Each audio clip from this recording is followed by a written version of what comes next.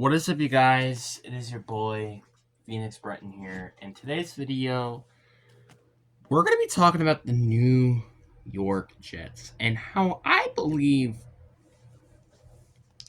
this team could legitimately be the worst 0-7 team of all time.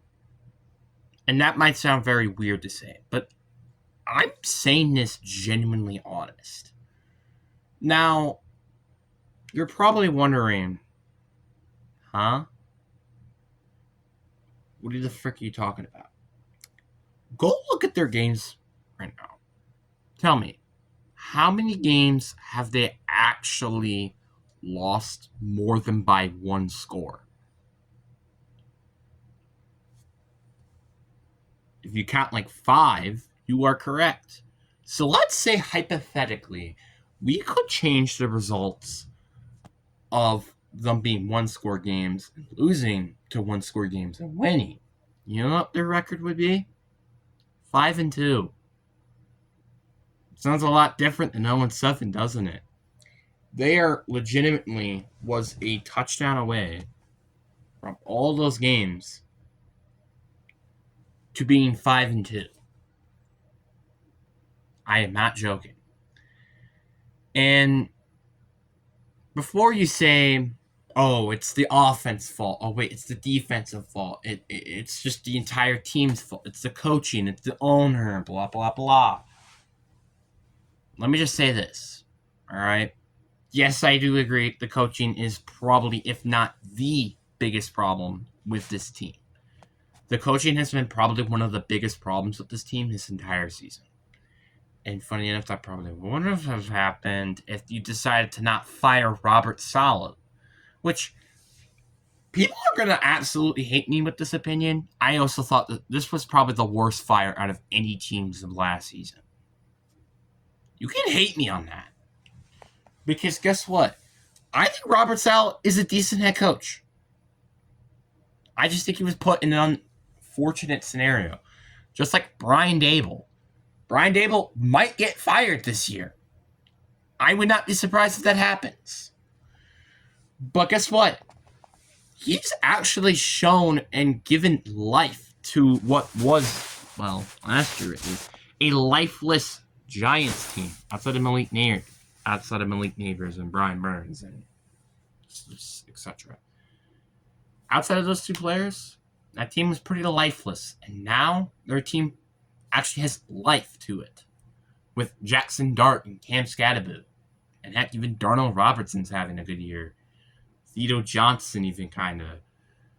You kind of get the point here. The point is that coaching can be a difference from a team being bad to really bad. And I think one of the best examples of a team that is mediocre to garbage has to be Mike Vrabel. Because Mike Vrabel, when the year he was fired, that team was 6-11. You know what they did last year?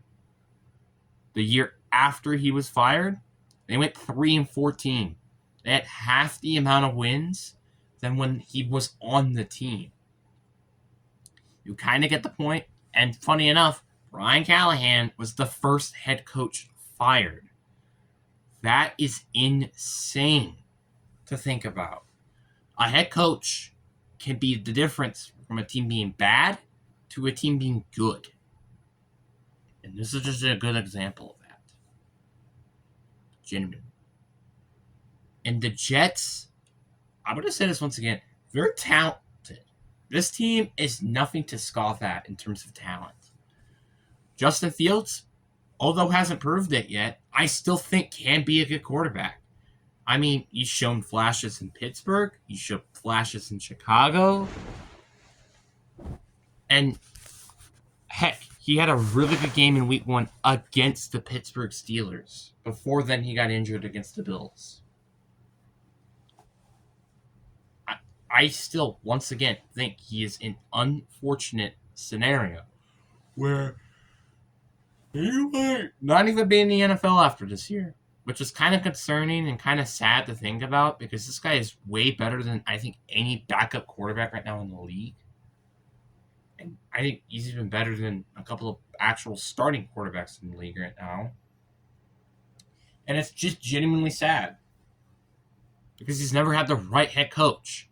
And I have said this for so long about Justin Fields and how he was just criminally shafted in Chicago. The last year he was there, they actually were trying to build a team around him, but they still had a pathetic head coach, and Matt Eberflus still there, which was the reason why that team stinked that year.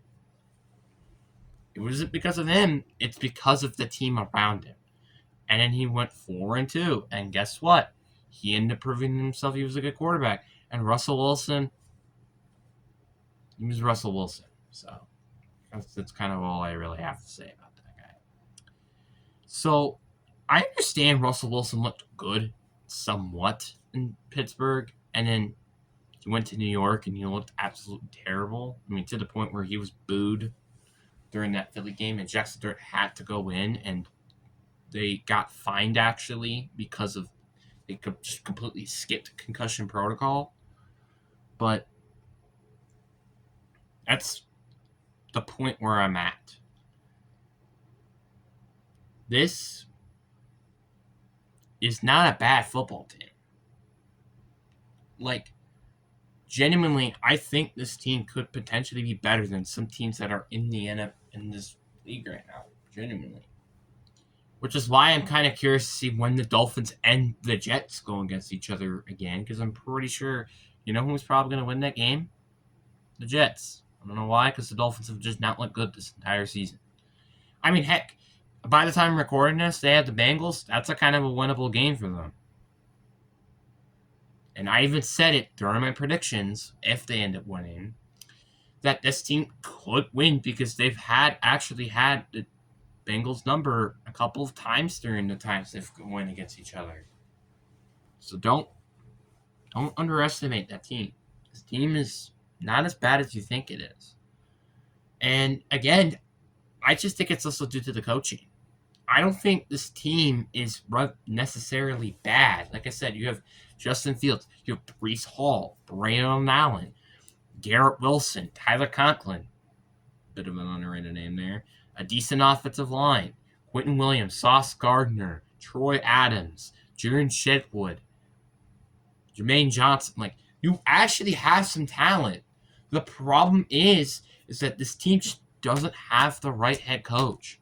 And they just kind of struggle to find one. Which is why, honestly, and I know people might hate this, I would be kind of interested to see how Doug Peterson would coach this team. I know he just got fired last year for good reason, because, well, Trevor Lawrence didn't really find his potential, and that team slowly collapsed. But I would still like to see how a Doug Peterson coached team would do, or like a Vic Fangio coached team, Brian Flores coached team. Brian Flores actually would be probably the most fun one to watch, because not because of the fact that he's honestly, in my opinion, a good head coach, and I feel like he should have been fired to begin with. It's just because he would go against the Dolphins twice a year, which was his former team. So that would be pretty fun. But anyway, I still think the Jets are just a good team. It just sucks that their head coach is kind of an idiot, and their owner is also just so dumb. Like, I heard like something about like there's like a teenage kid telling people what to do, grown adults, by the way, and it's just so sad. I just genuinely wish that the Jets organization can, I don't know, run a functional team properly, and it starts off with having a good head coach and GM. Because, I mean, the Commanders for the longest time were kind of that team too, with a terrible owner, but could be such a good team if they just didn't add a trashy owner, or their owner decided to just, I don't know, do better. Just gonna be genuinely honest with that. I will forever stand on my take that the Jets are the worst 0-7 team in the league. You may say that that's not true, but trust me, it is. And funny enough, we have not seen a team that has been 0-7 I think in quite a while. I think it was like what, since maybe the Lions back in like 2021 or something. Like, it's been a long time since we've seen a team not won a game for a long period of time. And also, and here's a fun fact, by the way, which I remember this. They were the first, like, what, 0-3 or 0-4 team or something that did not commit a turnover, and yet they still almost won in a couple of their games before that happened. Like, what else do I have to say, bro? This team is not that bad. Yes, is this team good? No. That's very far freaking fetched to say, but this team is not terrible, and it has tons of talent of players. I just think, again, the coaching and the owner are some of the, if not the biggest problems with this team right now in the league. And I don't think it's too hard to say that Aaron Glenn, he's so far looked to be the worst head coaching hire out of any team's hired head coach this season. I don't think it's really rough or out there to say that. I think it's very safe to say that, in my opinion. So anyways, guys, I really do hope you guys enjoyed this video. I understand this is not a Packers video, and I think I might plan to upload that video on Tuesday, and maybe Friday then I won't upload anything. Because, again, I don't want to upload that video the day after and it being Sunday night, if I even end up watching the game, which that's an if. I watched the entire game. But anyways, guys, hope you guys enjoy. Peace.